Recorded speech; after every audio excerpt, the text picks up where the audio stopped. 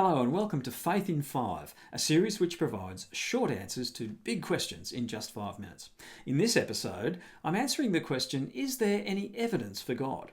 Now, I'm staggered when I hear some people claim that there is no evidence, because the evidence for God's existence is plentiful and, in my opinion, utterly compelling.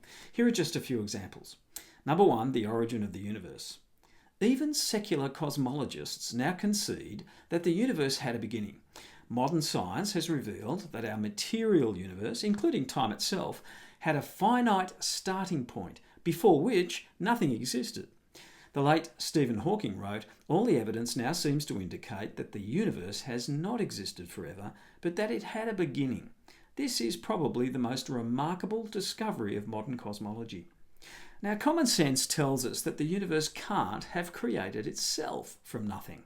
Therefore, the cause of the universe must exist beyond the physical universe, and logic dictates that that cause must be spaceless, timeless, immaterial, uncaused, immensely powerful, and highly intelligent. Sounds a lot like God to me. Secondly, the fine-tuning of the universe. There are around 26 fundamental forces and constants governing the universe, such as gravity and the strong nuclear force. These values are so precise and interdependent that if even one were altered by as little as 1 part in a billion, matter itself in many cases would cease to exist. Given that these constants could have taken any value on an infinite spectrum of values, the odds that all 26 landed at exactly the right life-permitting values really does defy statistical probability.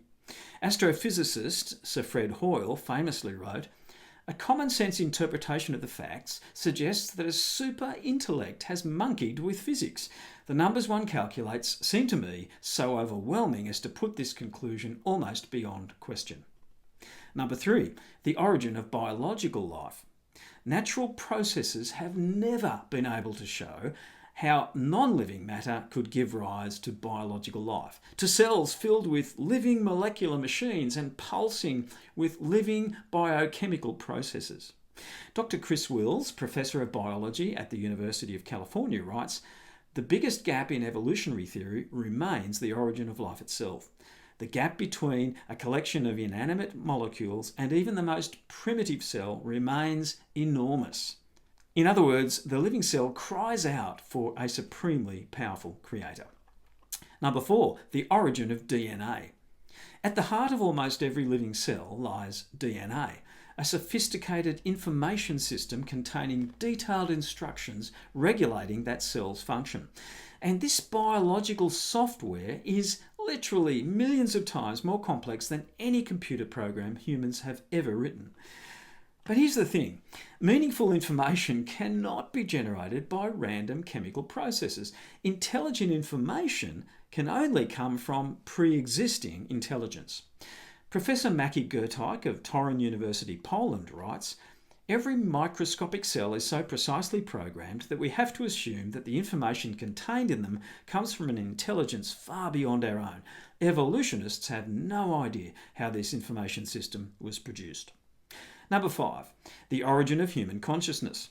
Human consciousness presents a serious challenge to a purely materialistic worldview. Consciousness just cannot be explained by mere chemical reactions or electrical impulses in the brain. There is an essentially immaterial element to consciousness that gives rise to our thoughts, emotions, feelings, personalities, and self-reflections. Philosopher of science Dr. J.P. Moreland explains, "You can't get something from nothing.